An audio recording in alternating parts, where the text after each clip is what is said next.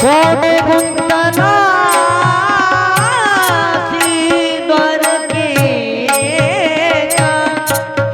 कोठे गुंतलासी द्वारकेच्या कोठे गुंतलासी द्वारकेच्या कोठे गुंतलासी द्वारकेच्या वेळ का सखयाला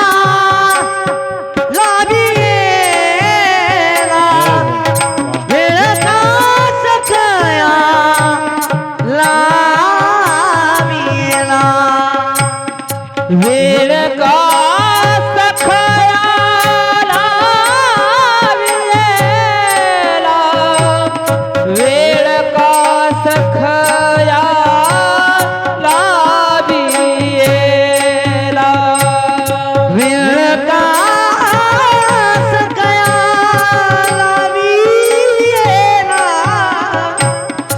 वेळ का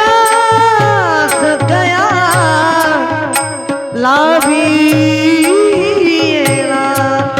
दीनानाथ ब्रीद सांभाळी मुले दीनानाथ ब्रीद सांभाळी मुले दीनानाथ ब्रीद सांभाळी मुले दीनानाथ ब्रीद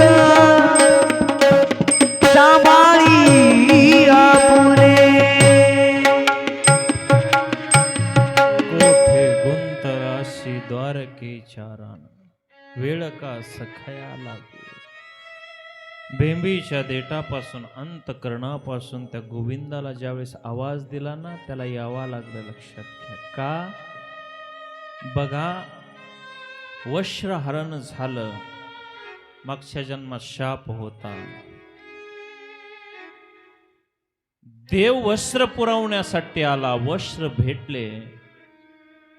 अंधाळ्या ऋषीचं आशीर्वचन होतं. देवानी वस्त्र का पुरवलं तर देवाला चिंदी बांधण्यासाठी दिली.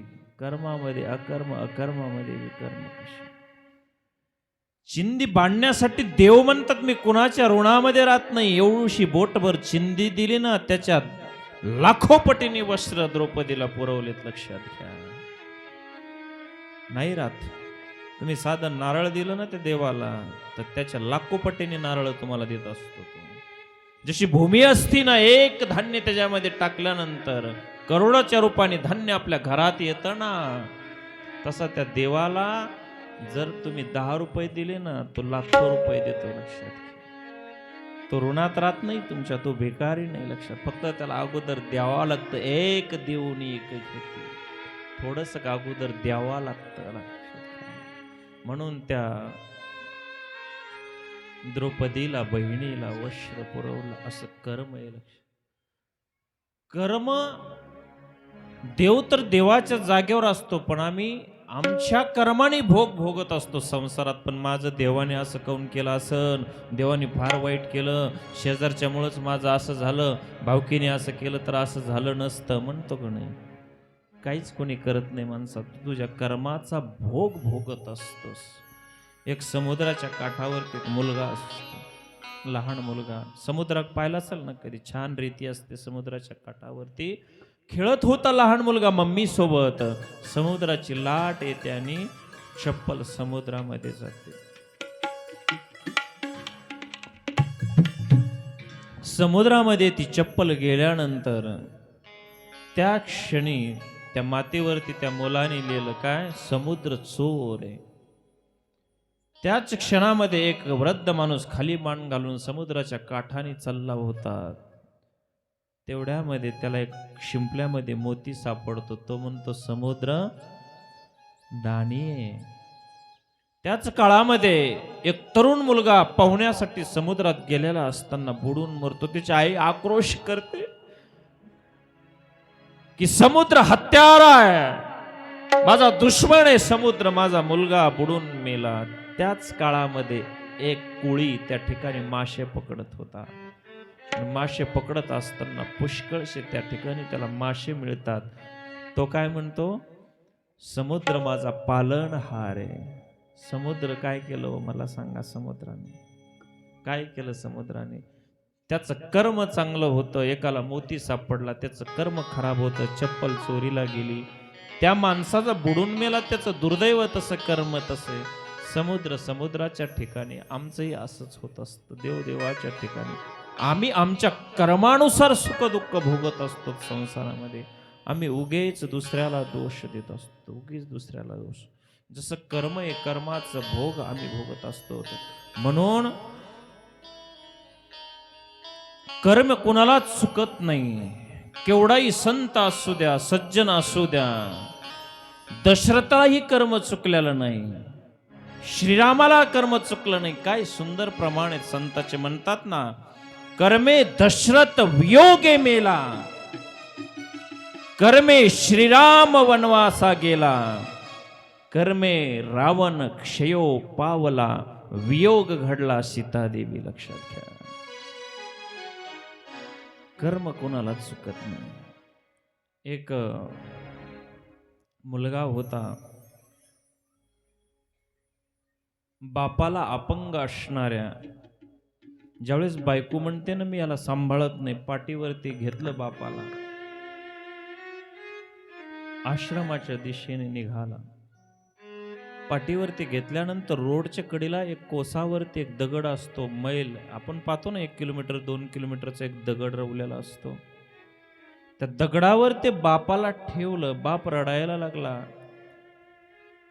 मुलाने विचारलं, बाबा का रडतात? मी तुम्हाला आश्रमात ठेवणारे म्हणून रडतात का? मी भेटायला येणारे म्हणून येणार नाही म्हणून रडता? का रडता? त्यावेळेस बाप सांगतो, बेटा मला तू वृद्धाश्रमात ठेवतोस म्हणून मी रडत नाही.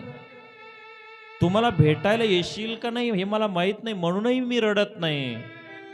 मी रडतो याच्यासाठी की ज्या वृद्ध आश्रमामध्ये तू मला घेऊन चाललास ना, त्याच वृद्ध आश्रमामध्ये मी माझ्या बापाला घेऊन चाललो होतो. ज्या दगडावरती मी तू मला बसवलंस ना, त्याच दगडावरती मी माझ्या बापाला ठेवलं होतं. लक्षात घ्या, माझ्या बापाला मी या दगडावरती ठेवल्यानंतर मला आठवण आली, आज मी ते कर्म केलं, माझ्या बापाला या वृद्ध आश्रमात ठेवलं होतं, आज तू त्याच दगडावर बसवलंस, मला त्याची आठवण होती म्हणून मी रडतोय. लक्षात घ्या, म्हणून कर्म तुम्ही जसं कराल ना तसं भोगायला येतं. त्यांनी त्याच्या बापाला ठेवलं म्हणून हा त्याच्या बापाला ठेवायला लागला. तुम्ही जसं कराल ना तसं कर्म भोगायला येतं. लक्षात घ्या, पितामह भीष्म त्या सभेमध्ये होते, काही करू शकले नाही. लक्षात घ्या, काही करू शकले नाही. म्हणून पुढे भीष्माचं कर्म कसं आहे तुम्हाला एक स्पर्श करून मी सांगतो की पितामह भीष्म सर्वज्ञ श्री चक्रधर महाराजांनी सुद्धा सांगितलेलं की भीष्म देव ते 8 वसु अंतुल 1 वसु परिशापातो आधपात झाला. भीष्मदेव 8 वसू आहेत, त्या 8 वसूतून एक आहेत. ज्यावेळेस तुम्ही विष्णू पुराण वाचताल ना, या 8 वसूंची कथा आहे. त्याच्यामध्ये पहिला जो वसू येते आप, दुसरा येते ध्रुव, तिसरा सोम, चौथा धर, पाचवा अनिल, सहावा अनल, 7वा प्रत्युष आणि 8वा प्रभास. असे 8 वसू आहेत. आणि जो 8वा जो प्रभास नावाचा वसू आहे ना, वसू म्हणजे सेवक, देवांचे सेवक, त्याला वसू म्हणतात. किंवा दुसरा अर्थ असा होतो की 8ही भजन करण्यासाठी होते. हे 8 वसू, 7वा प्रभास. ह्या प्रभासाची जी पत्नी होती ती मृत्यू लोकात होती. या प्रभासच्या पत्नीला वाटलं की आपली मैत्रीण ही आपण अमर करू स्वर्गात त्यासारखी. म्हणून या प्रभास वसूने एक दिवशी वशिष्ठाची नंदिनी असणारी कामधेनू चोरण्याचा प्रयत्न केला. तिचं दूध पेल्यानंतर अमर होतं. पण एकट्याने चोरी कशी करावी म्हणून 7 वसूंना सोबत घेऊन गेला हा प्रवास. चोरी केल्यानंतर वशिष्ठांना ज्यावेळेस आश्रमामध्ये माहीत झालं की कोणीतरी आपली गाय चोरली आणि दुहिली, म्हणजे तिथं दूध काढलेलं आहे, त्यावेळेस वशिष्ठांनी शाप दिला त्या वसूंना की तुम्ही मृत्यू लोकातील लोकांप्रमाणे निंदनीय कार्य करतात, तुम्ही मृत्यू लोकात जन्माला जाल. आणि जे 7 आहेत ना, 7 वसू, ते जन्मताच पुन्हा मुक्त होतील. पण 8वा जो आहे ना, तो बऱ्याच काळ त्या ठिकाणी कर्माचा भोग भोगेल. बघा आता कथा पुढे जाते. एक वेळेस महाभीष राजा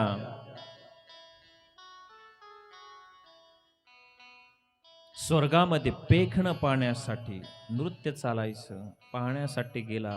ब्रह्मदेव आसनावरती बसलेला होता. संगीत त्या ठिकाणी चालू होतं आणि तेवढ्यामध्ये हवेची झुळूक येते.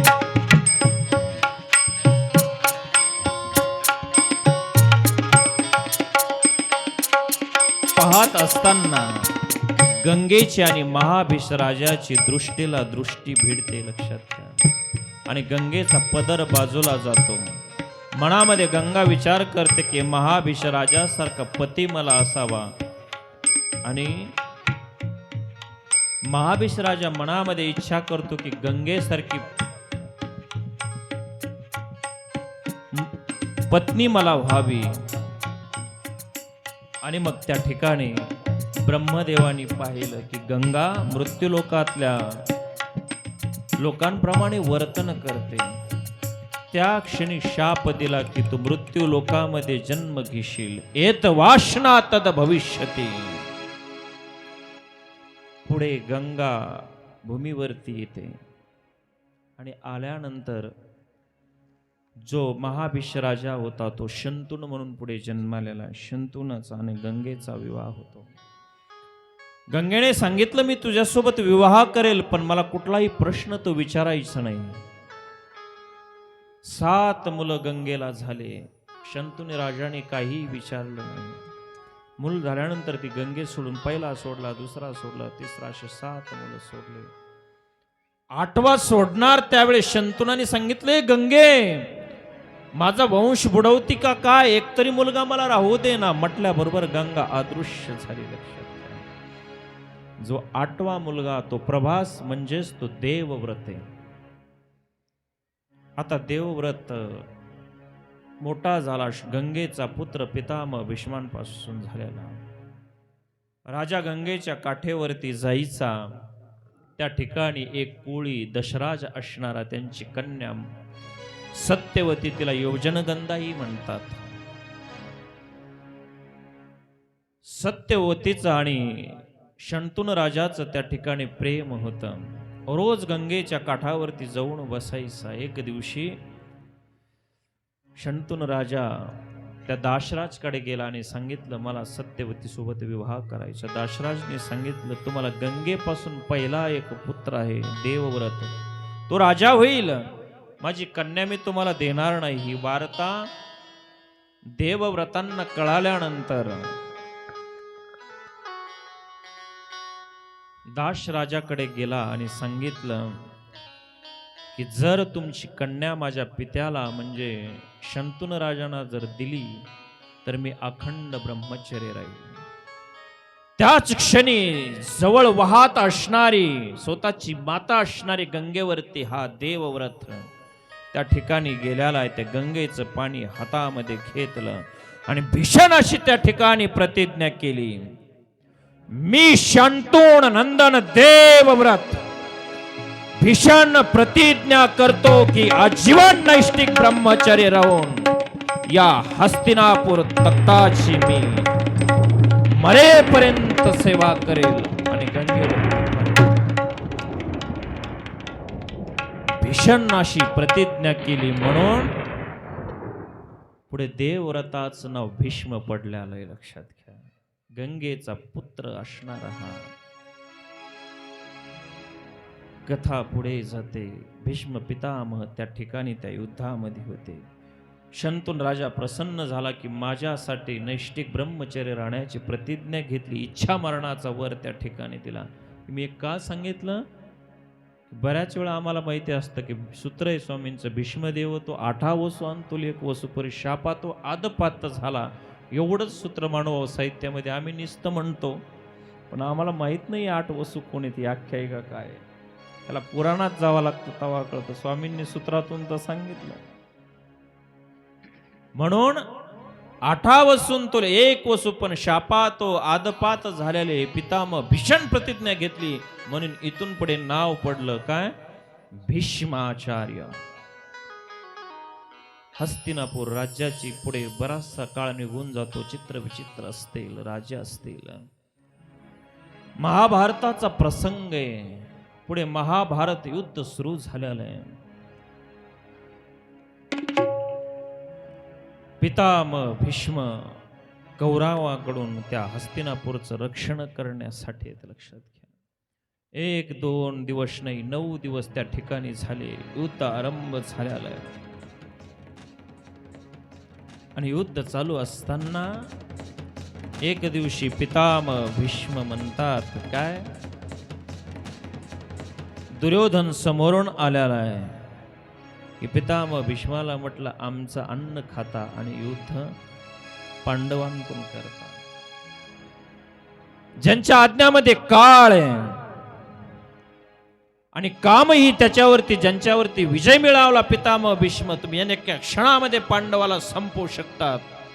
तुम्ही कपटी आहेत, फक्त आमच्या पक्षामध्ये राहण्यासाठी. पितामह भीष्मांना तुमची प्रतिज्ञा खोटी आहे.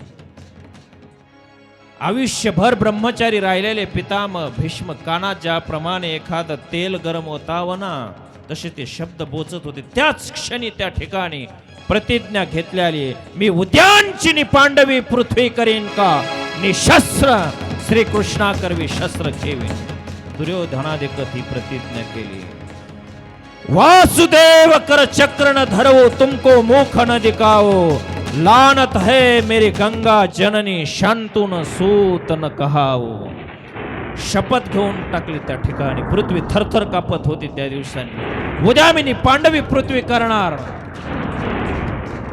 पितामह भीष्म त्या ठिकाणी शपथ घेतल्यानंतर आपल्या शिबिरामध्ये येऊन बसतात.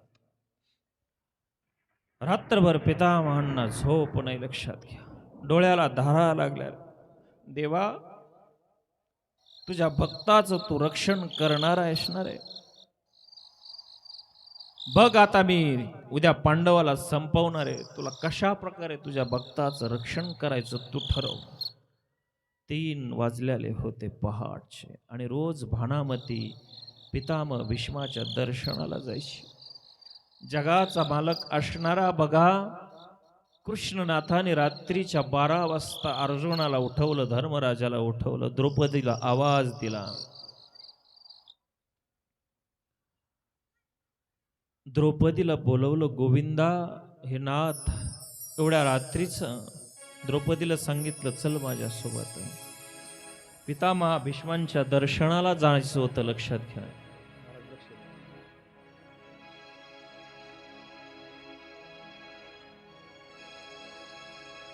आणि मग द्रौपदी म्हणते, गोविंद एवढ्या रात्री तू कसा आलास? देवाने सांगितलं, काहीच नाही द्रौपदी, पितामह भीष्मांच्या दर्शनाला जायचे, कारण प्रतिज्ञा घेतली होती उद्या पांडवांना निपांडवी पृथ्वी करून टाकायची. काहीच करू नको, तोंडावरती भुरका घे, बांगड्या वाजू देऊ नकोस. देवाने द्रौपदीला मध्यरात्री त्या ठिकाणी पितामह भीष्माकडे आणल्यानंतर बाहेर स्वतः जगाचा मालक उभा आहे. द्रौपदी आत गेली, पितामह भीष्माला प्रणाम केला. पितामह भीष्मांनी वर दिला, चिरंजीव भव, सौभाग्यवती भव, आणि भुरका पाठीमागे केला. द्रौपदी एवढ्या रात्री तू, अगं तू कुलवधू आहेस ना? नाही पितामह भीष्म, मी आपल्या दर्शनाच्या इच्छेने आले. पण एवढ्या रात्री कशी आलीस? माझा सेवक आहे माझ्यासोबत. पितामह भीष्मांच्या लक्षात आलं की एवढ्या रात्री आणि सेवकासोबत कोण सेवक आहे तुझा पाहू दे. पितामह भीष्म आसनावरून उठले, कंदील हातामध्ये घेतला. सावळा असणारा कृष्ण, डोक्यावरती कांबळे. ज्यावेळेस कंदील डोळ्यासमोर लावला ना मावल्यानं, खळकन पितामह भीष्मांच्या डोळ्याला धारा लागल्या. देवा, तुला कळतं रे, चांगल्या प्रकारे तू तुझ्या भक्ताचं रक्षण करू शकतोस.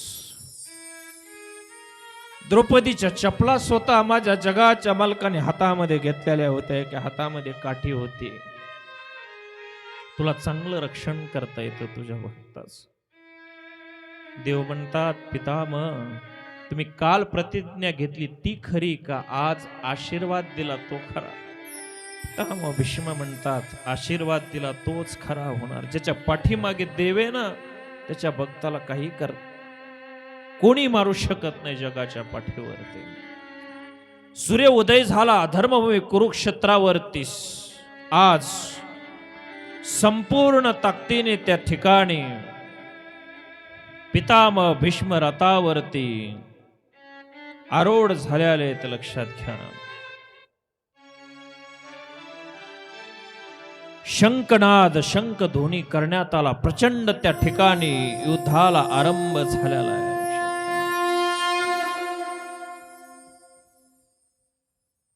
युद्ध आरंभ झाल्यानंतर पितामह भीष्माने जीवनामध्ये जी तपसाधना केली होती ना, संपूर्ण ताकद त्या ठिकाणी एकवटून त्या ठिकाणी पितामह भीष्म युद्धासाठी तयार आहेत.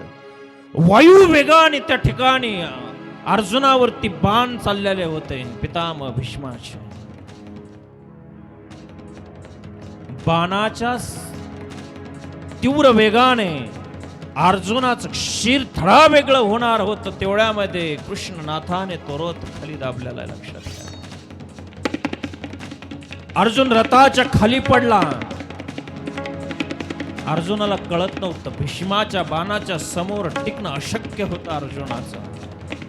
आणि कृष्णनाथाने त्या क्षणी भीष्माला संपवण्यासाठी रथाचं चाक आपल्या हातामध्ये घेतलं. अर्जुनाने पाहिल्याबरोबर सांगतो, माधव नाही, आपण प्रतिज्ञा केलेली आहे.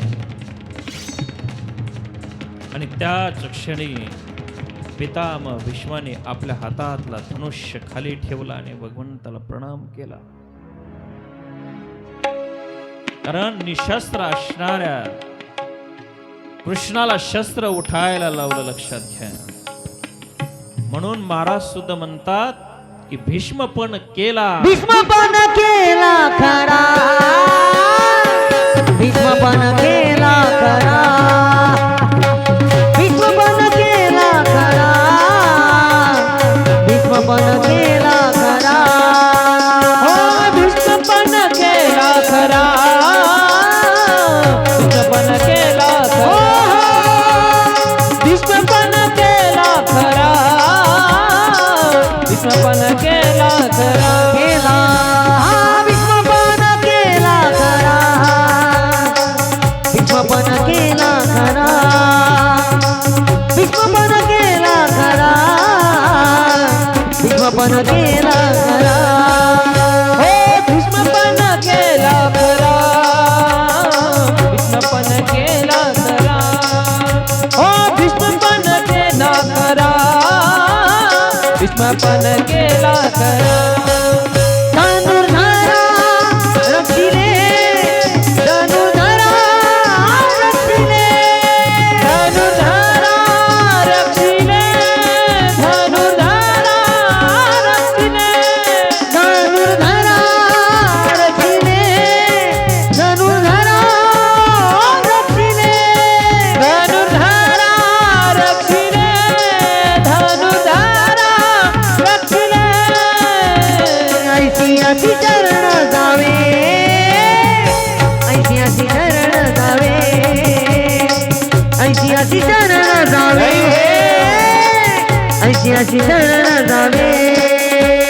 ऐसी अशी चरण जावे, ऐतिहासिक शरण जावे, ऐतिहासिक शरण जावे, ऐतिहासिक शरण जावे, ऐतिहासिक शरण जावे, शरण जावे, शरण जावे.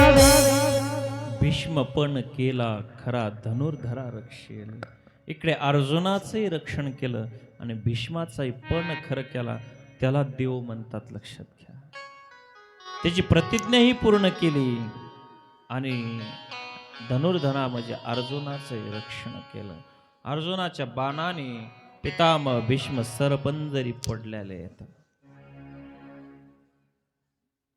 बाणाच्या शय्यावरती पडलेले पितामह भीष्म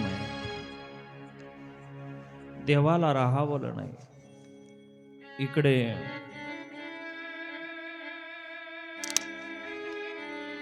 धर्मराजा म्हणतो, भगवंता, हे रक्ताने माकलेलं राज्य मला समाधान देत नाही. जे घेतल्या जातं ना भांडून,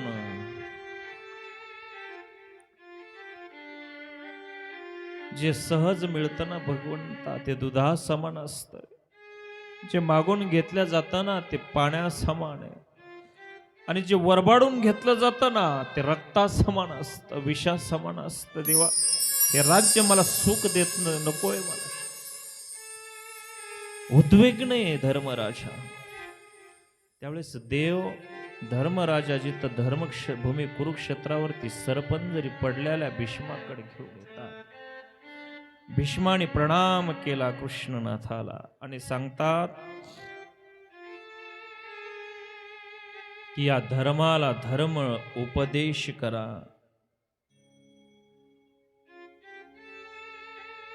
पितामह भीष्माने प्रणाम केला धर्मराजाला.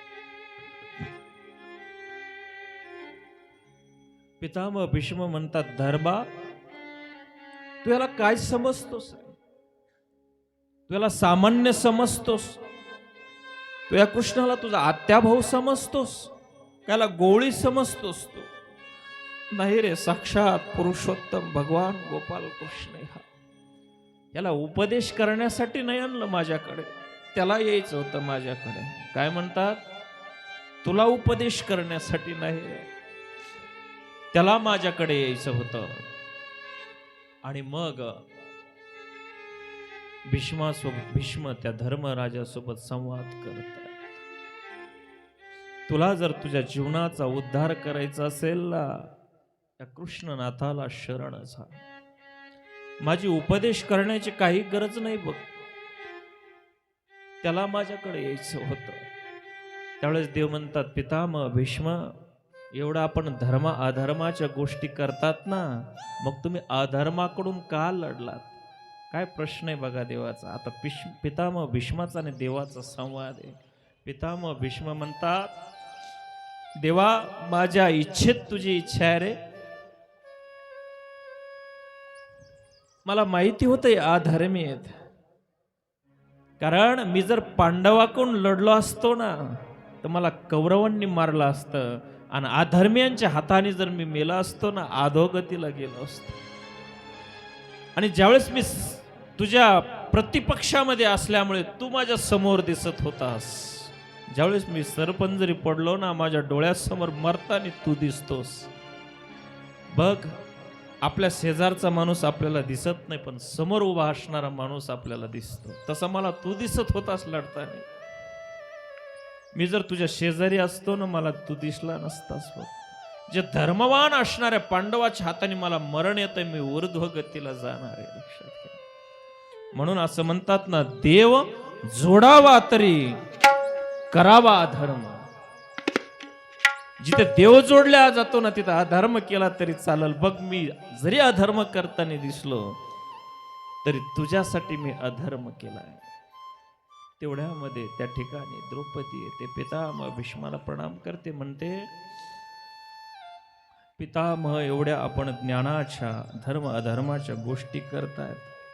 ज्यावेळेस माझं वस्त्रहरण होत होतं त्यावेळेस तुमचा धर्म कुठे गेलता? त्यावेळेस पितामह भीष्माचं एक सुंदर वाक्य, ते म्हणतात, बाळे द्रौपदी, ज्यावेळेस तुझं वस्त्रहरण होत होतं ना, त्यावेळेस मी पापी असणाऱ्या दुर्योधनाचं अन्न खाल्लं होतं, लक्षात घे. आणि ज्यावेळेस पापी माणसाचं माणूस अन्न खातो ना, त्यावेळेस पाप होताना डोळ्याने दिसत नाही, लक्षात घ्या. नाही दिसलं का मला पाप होताना? नाही दिसलं. पण आता तुझ्या अर्जुनाच्या बाणाने माझ्या नसा नसातलं सगळं रक्त निघून गेलं, मी स्वच्छ झालो म्हणतात पितामह भीष्म. आणि मग पुढे जाऊन देवाला सांगतात की हे देवा, माझे काही प्रश्न आहेत.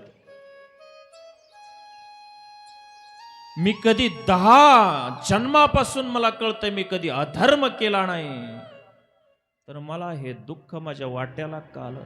मला असं दुःख का भोगावं लागलं? माझ्या समोर सगळे मरताना का मला पाहावं लागले? माझ्या कुळातले पितामह भीष्म म्हणतात. त्यावेळेस भगवंताचं एक सुंदर वाक्य देव म्हणतात, पितामह भीष्म, पाप केल्यानेच पाप भोगायला येतं असं नाही, पाप नुसतं डोळ्यांनी पाहिलं तरी पाप भोगायला येतं, लक्षात घ्या. पितामह भीष्माने डोळ्याने पाप होतानी पाहिलं, द्रौपदीचं वस्त्रहरण होतानी, म्हणून पितामह भीष्म तुम्हाला हे दुःख भोगायला आलेलं आहे. म्हणून ज्यावेळेस गावामध्ये जर पाप होत असेल, एखाद्यावर अन्याय होत असेल आणि मोठाले माणसं जर खाली मान करून ते पाप पाहत असतील ना, पाप सहन करत असतील, तर त्या पापाचे भागीदारी तेही मोठे माणसं पापात भागीदारी असतात, लक्षात घ्या. हे पितामह भीष्माला सजा आहे. म्हणून एखाद्यावर जर अन्याय होत असेल ना, कमीत कमी खरं बोलण्याचं शिकारे हे तुझं चुकतंय, त्याने ऐकू नाही तर नाही ऐकू, पण तुम्हाला कळून जर मोठे माणसं नीती न्याय निवाडा जर गावात करत नसतील, तर त्याच्या दुःखाचे तुम्ही तेवढे सहभागी आहेत, लक्षात घ्या गावामध्ये. म्हणून ज्यावेळेस जिथे अधर्म होत असतो आणि धर्म ज्यावेळेस खाली मान घालतो ना, त्यावेळेस अधर्मावाले मान वरती काढत असतात. आणि पुढे जाऊन देव म्हणतात की तुला जे 10 जन्माचं आठवतंय ना, त्याच्या मागे पितामह भीष्माला म्हणतात, तू राजा होतास, तुला या सरपंजरी पडलास ना बाणावर, तू जात असताना वनामधून एका सर्पाला आपल्या बाणाने उचललं आणि काट्याच्या फासावरती फेकलंस, ते दुःख तो सर्प भोगत होता, म्हणून तुला आता या बाणाच्या शयावरती पडावं लागलं. पुन्हा मी तिथं आलो का? हे सगळं कर्माचा खेळ. कर्मणो ह्यापी बुद्धव्यम बुद्धव्यमच्या अकर्मणा कर्मणश्च बुद्धव्यम गहना कर्मणो गती.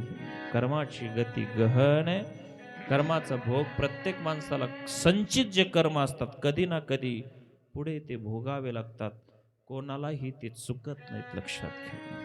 म्हणून चांगले कर्म करा, दुसऱ्यांना दोष देऊ नका. ज्याच्या त्याच्या कर्माने कुणी मोठा होत असेल, कुणी गरीब होत असेल, आपण उगीच का जळायचं कोणावरती? त्याचा आपला कुठलाच संबंध नसतो, तरी आपण जळतो. ते काजवा माहितीये का? काजवा, त्या काजव्याला माग चमकत असतो, बरोबर आहे का नाही? लाईट चमकत असतो रात्रीच.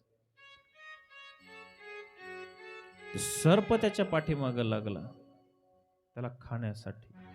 पळाला पळाला काजवा, थकला बिचारा, थांबला. अरे सर्पाला म्हटला, मी तुझं काय केलंय? मी तुझं तुझं अन्न आहे का? साप म्हटला, नाही. मी तुझं काही बिघडिलंय का? ते म्हटलं, नाही. मी काही वाईट केलं का? नाही. मग तू माझ्या माग पळतो का?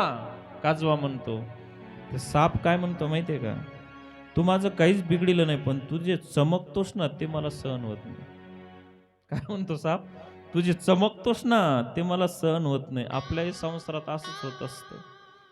आपण काहीच केलेलं नसतं, पण आपण थोडं मोठं व्हायला लागलो, गाडीत फिरायला लागलो की उगच साप मागं लागतं का नाही? हो दे ना बाबा, पळू दे, तू अजून 10 चाकात फिर, पण त्याच्या मागे कोण लागतो? उगच का नाही? आपण त्याने काय केलं, त्याचं चमकतंय ना, त्याला देवाने दिलंय चमकायचं. साप त्याच्या मागे उगच लागला. सांगायचं मला हे की कर्म गहन आहे हो. अनेक कर्माचे गठुडे आपण घेऊन जगत असतो. या ठिकाणी खऱ्या अर्थाने जर पाहिलं तर आज आपल्याला कृष्ण तुला आहे. मी विसरून जातो कधी कधी काय सांगायचंय. कृष्णनाथाचा आपण तुला या ठिकाणी करणार आहोत. तत्पूर्वी एक सुंदर 1-2 मिनिटांमध्ये सगळं फ्रेश व्हा. सगळेजण असं मरगळ काढून टाका, एकदा मस्त भजन करा, टाळी वाजायची. कारण त्या गोविंदाचं नाव घेतल्याशिवाय आपल्या हृदयात तो देव येणार नाही. साधं शेजारच्या घरी जर पाहुणा आला, त्याला बोलवल्याशिवाय तो चहा घ्यायला आपल्या घरात येत नाही. येतो का? त्याला बोलावं लागतं, बरोबर आहे का नाही? मग तेवढा जगाचा मालक आहे, त्याला बोलवल्याशिवाय तो हृदयात आपल्या येत नाही. आणि जो त्या देवाला बोलवणार नाही, टाळी वाजणार नाही, त्याच्या घरी देव येणार नाही. मग ज्याला नाही बोलायचं ते टाळी नका वाजवू. बरोबर बोलायचं ना देवाला आपल्या हृदयात. आपल्या घरात बोलवायचं का सगळ्यांनी टाळी वाजवून.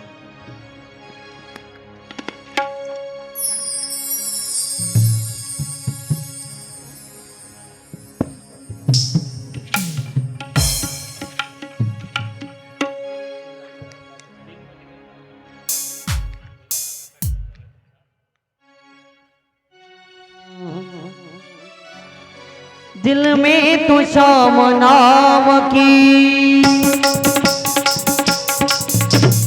दिल में तो श्याम नाम की जरा ज्योति जला के दे। आएगा आएगा आएगा आएगा आएगा मेरा सावरा बुला के दे।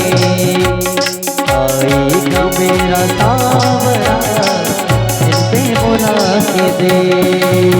दिल में तू श्याम नाम की जरा ज्योति जला के दे। दिल में तू श्याम नाम की जरा ज्योति जला के दे।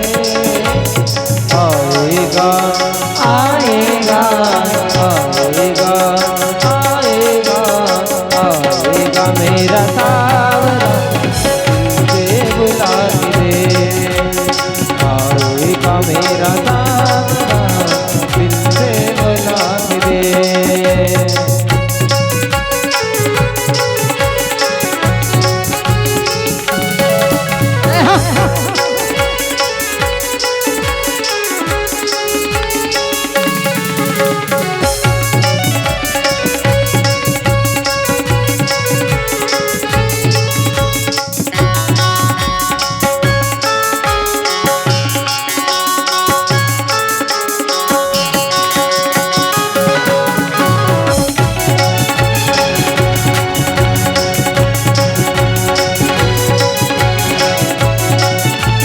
गोपाल कृष्ण भगवान की जय।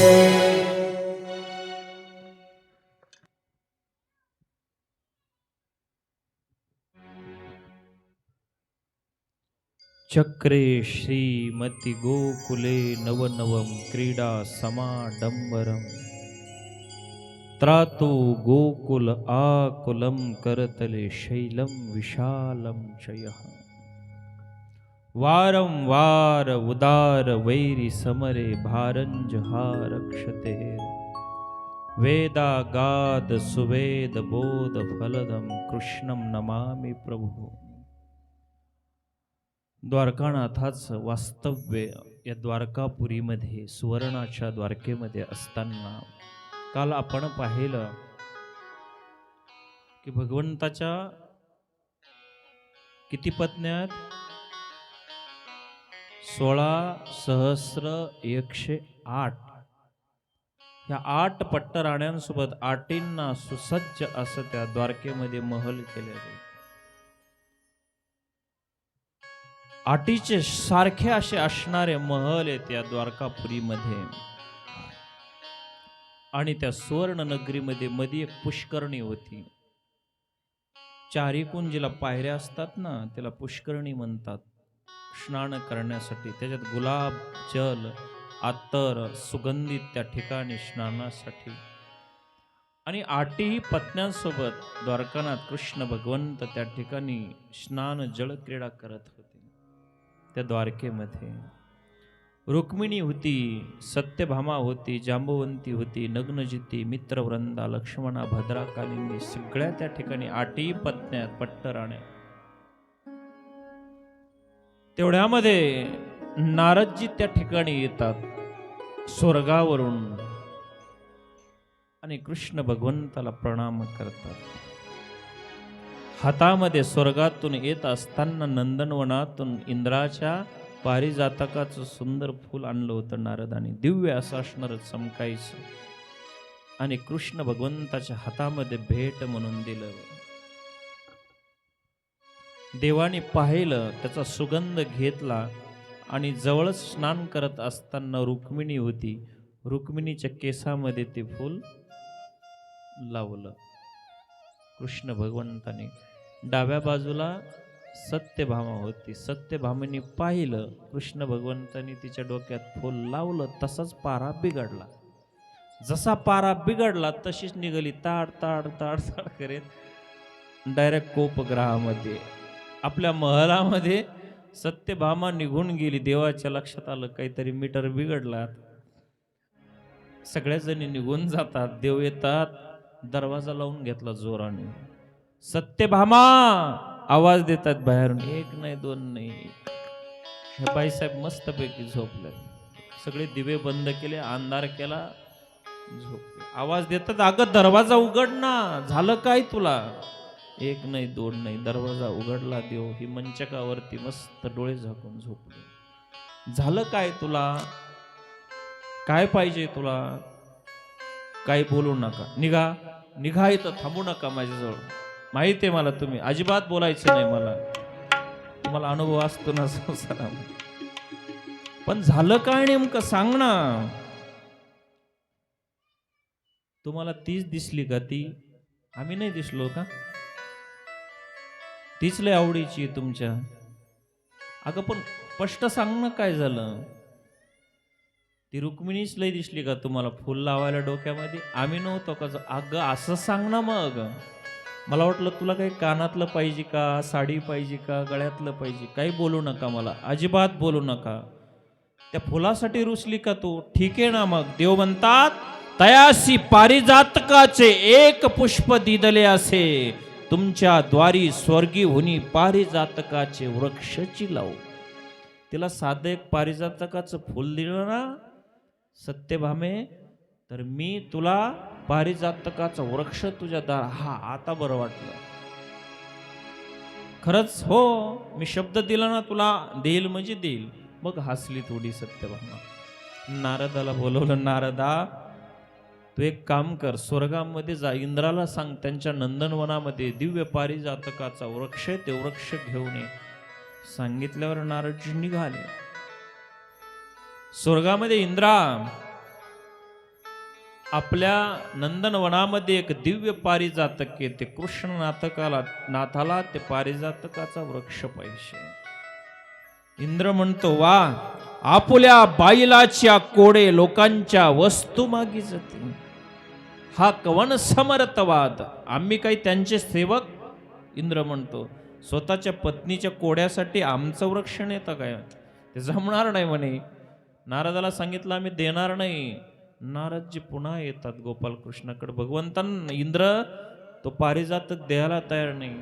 असं म्हटल्याबरोबर स्वतः गरुडावरती आरूढ झालेले भगवान गोपालकृष्णाने स्वर्गाच्या दिशेने, इंद्रा माझ्यासोबत युद्ध कर. कारण ज्यावेळेस युद्ध करून एखादी वस्तू जिंकल्या जाते ना, त्याच्यावरती स्वतःचा अधिकार असतो. प्रचंड इंद्राचं आणि देवाचं युद्ध झालं. क्षणामध्ये इंद्राला हरवलं देवाने आणि स्वर्गीचा नंदनवनात असणारा पारिजातकाचा वृक्ष देवाने उमळून टाकला. हातामध्ये घेऊन तो दिव्य असणारा सत्यभामेच्या अंगणामध्ये त्या ठिकाणी तो पारिजातकाचा वृक्ष लावला. एवढा अहंकार वाढला कोणाचा? सत्यभामेचा. अशी पंजावरच चालायला लागली. मग म्हटले, व माझ्यासारखं आता कोणीच नाही आवडती देवाची. कालिंदी असू, जांबुवंती असू, म्हणजे त्वऱ्यातच चालायची त्या ठिकाणी सत्यभामा. मीच देवाची आवडती. बघा माझ्या दारात देवाने माझ्यासारखी प्रेमी नाही कोणी, बस आवडते कोणी नाही. माझ्या दारात त्या ठिकाणी तिला एवढा सौंदर्याचा गर्व तिला आला. आणि मग बऱ्याच दिवसानंतर कृष्ण भगवंताला एक नातू होतो. म्हणजे कृष्णाचा प्रद्युम्न आणि प्रद्युम्नाचा अनिरुद्ध. जसं तुमच्याकडे पाची करतात ना आपल्यामध्ये, किंवा बारसे करतात 12व्या दिवशी, तसे 8व्या दिवशी आठुंगळे करतात. काय 8 दिवस झाले होते ह्या अनिरुद्धाला. आता तो वाढायला लागलेला होता. आणि त्या ठिकाणी रुक्मिणीने सगळ्याला निमंत्रण देण्यासाठी, 8ला 7ला निमंत्रण देण्यासाठी सांगितलं. त्याला मूळ म्हणतात. जसं आपण 5ला बोलवतो बारशाला, तसं त्यांना निमंत्रण दिलं. ह्या रुक्मिणीच्या दाशा तिला निमंत्रण देण्यासाठी जातात सत्यभामेला. ती बसलेली असती मंचकावरती. जसे नुपुरांचे आवाज म्हणजे पैंजणांचे आवाज आले की उठून बसली. तिला वाटलं रुक्मिणी, ती देवी तिच्या दाशा रुक्मिणीची म्हणतात बसा बसा. सत्यभामेला म्हणतात बसा, उठू नका, आम्ही रुक्मिणी देवीच्या दासी, रुक्मिणी नाही आलेली. मग ती निमंत्रण मूळ देते, त्या दाशा देतात त्या सत्यभामेला. आणि वापस फिरून जात असताना पाहतात तर त्या दाशांच्या केसामध्ये पारिजातकाचे फुलं पाहिले सत्यभामे. ती म्हणती हे फुलं तुमच्या डोक्यामध्ये कशी? ते म्हणतात काय सांगू, आमची जी देवी आहे ना रुक्मिणी, ती शृंगार करते आणि शृंगार केल्यानंतर उरलेले फुलं आम्ही डोक्यामध्ये लावले. ती म्हटली जा तुम्ही आता पहिल्या इथं. त्यांना काढून दिलं. एवढी तमतम तमतम करायला लागली त्या ठिकाणी, चिडचिड करायला लागली. देव आले सत्यभामेला भेटू म्हणून, जोराने दरवाजे वाजवले. अगं आता तरी काय झालं तुला? देवाच्या लक्षात आहे ना, आता का चिडली? म्हणे काय बोलावा तुमच्या कपटी माणसाशी, मला फसवता चालते हो, बाहेर इथून अजिबात बोलू नका, मला कसला शब्द बोलू नका. खोटारडे काही नाटक करता माझ्यासोबत, माझी राहण्याची इच्छा नाही पण आता उगं राहते माझ्या बापामुळं तुमच्यासोबत. खूप चिडली देवावरती. देव हसता, अगं सांग ना झालं काय, तुला आणतो ना मी, तुला काही आणायचंय का? काही नेकलेस आणायचं का? कानातलं आणायचं का? काही गळ्यातलं आणायचं का? सांग ना, चिडते का? नाही बोलू नका मला, चालते व्हा इथून. देव म्हणतात झालं तरी काय? त्यानं एका त्या दाशी तिच्या त्या रुक्मिणीच्या आलत्या इथं. मग काय झालं? त्यांच्या केसामध्ये मी दिव्य पारिजातकाची फुलं पाहिले. अगं तू त्यांना पाहिलंस? देव म्हणतात. ती म्हणती हो. मग? अगं त्या दाशा नाही, त्या साक्षात अष्टमा सिद्धी आहेत. त्या रुक्मिणीच्या घरी पाणी भरतात. हा नका शिकू म्हणे आम्हाला, तुम्हाला तिचंच कळेल. अष्टमा सिद्धी कुठे येत असतात का? गं हो ना, त्या अनिमा महिमा लंगिमा गिरिमा इशितमच वशितमच प्राक्यम प्राप्ती अशा 8 अष्टमा सिद्धी आहेत. त्या 8ही तिच्या घरी पाणी भरतात. माहिती मला, तुम्ही तिची स्तुती कराल म्हणे. देव हसतात, त्या ठिकाणी निघून जातात. बघा, ह्या अष्टमा सिद्धी रुक्मिणीच्या दाशा होत्या प्रत्यक्षात. कारण रुक्मिणीतला आणि सत्यभामामध्ये फरक होता. मग नाराज होऊन त्या ठिकाणी ही रुक्मिणी आपली सत्यभामा बसलेली चिंतेमध्ये, काय करावं आता? देवाला रुक्मिणी जास्त आवडते काय? तेवढ्यामध्ये नारदजी येतात. नारदजीला प्रणाम करते. त्या सत्यभामाला म्हणते, सत्यभामा, नारदजी म्हणतात तू अशी चिंतेत का बसलीस? काय सांगू म्हटली नारदा, मला माझ्या देवाचं, माझ्या पतीचं पूर्ण प्रेम पाहिजे. त्याच्यासाठी मी काय करू? तुझ्याकडे काही उपाय आहे का? त्यावेळेस नारदजी म्हणतात, माझ्याकडे एक उपाय आहे. काय? त्याच्यासाठी पुण्यक नावाचा व्रत करावं लागेल. ती म्हटली ठीक आहे, मी करायला तयार आहे, सांग पटकन काय लागतं त्याच्यासाठी? नारदजी म्हणतात, काही नाही बघ, त्याच्यासाठी दान करावं लागतं. ती म्हणते, मी दान करायला तयार आहे, सांग तुला काय हिरे पाहिजे, माणिक मोती, सोनं नाणं धन सगळे माझ्याकडे, मी सगळं देते बघ, तुला सांग काय पाहिजे? नारदजी म्हणतात, तसं नाही, या जगात सगळ्यात गोष्ट जी प्रिय आहे, आवडती आहे, ती वस्तू दान करावं लागते. मग तुला सोनं आवडीचं आहे का? म्हटली नाही. हिरे नाही. माणिक मोती नाही. म्हटली मग सगळ्यात आवडीचं काय? म्हटली माझा पती द्वारकानाथ माझ्या सगळ्यात आवडीचे, मग तेच दान करावं लागण, नारदाने सांगितलं.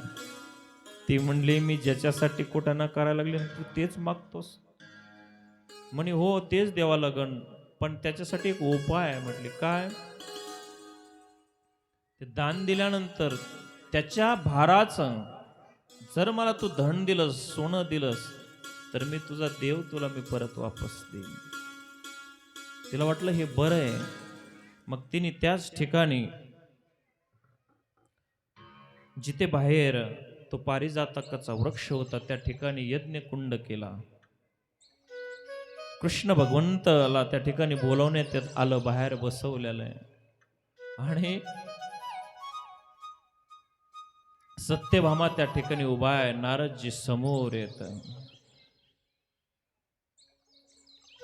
हातामध्ये पाणी घ्यायला लावलं. कुणाला? त्या सत्यभामेला. संकल्प करायला लावला. नारदजी म्हणतात, हे सत्यभामे, तुला हे पुण्यकृत्याचं फळ पाहिजे असेल ना, तर माझ्या पाठीमागं म्हण. हातामध्ये पाणी घेतलं संकल्प करण्यासाठी. ती म्हणते, मी कृष्ण पत्नी सत्यभामा आज ब्रह्मपुत्र पुरोहित नारदाला माझ्या पतीचे दान करते. दिला त्या ठिकाणी नारदाला संकल्प सोडला.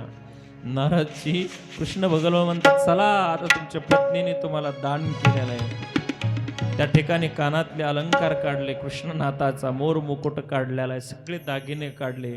नारदाची जी दोकटी होती, गाठोडं होतं, कृष्ण भगवंताजवळ दिलं. हातामध्ये काठी कमंडूल, आमचे सेवक झाले म्हणे तुम्ही आता, देवबे हसतायत. आणि देवाला त्या ठिकाणी घेऊन गेले. उंच एक पर्वत असणारा त्या ठिकाणी जातात.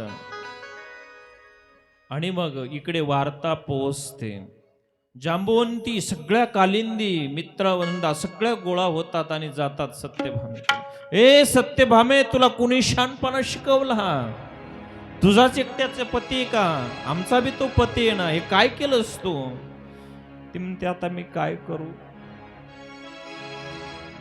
तुला कोणी असलं सांगितलं करायला? रडायला लागले. अगं आम्ही राहू शकत नाही त्या देवाशिवाय. ती म्हणते, मी तरी कुठे राहू शकते?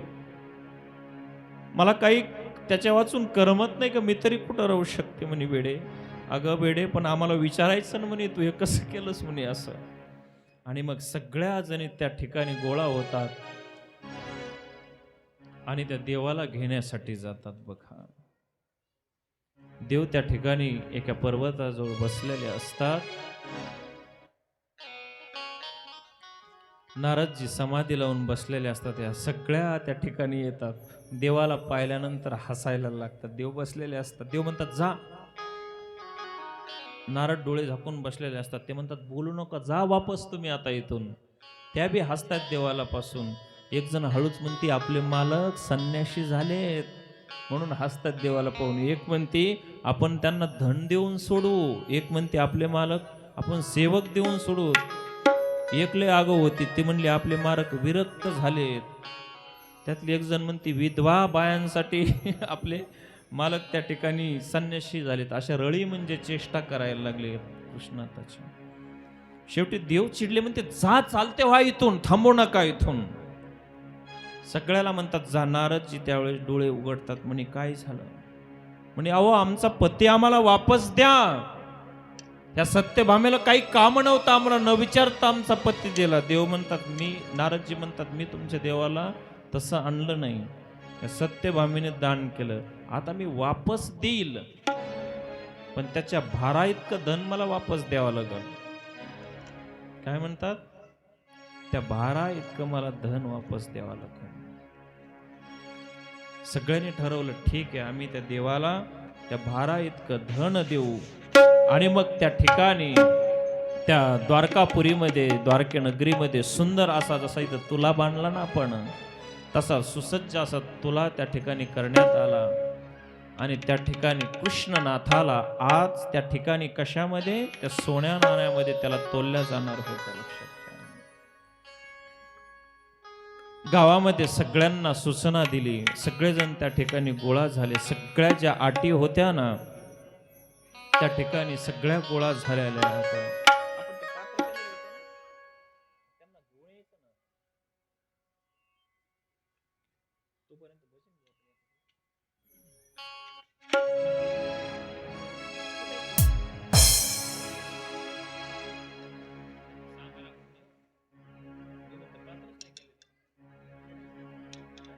केलेले का पण?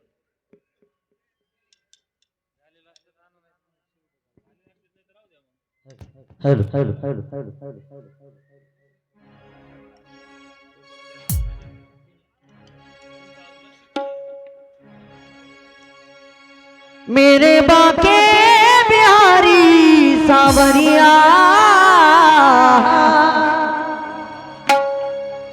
मेरे बाके बिहारी सावरिया,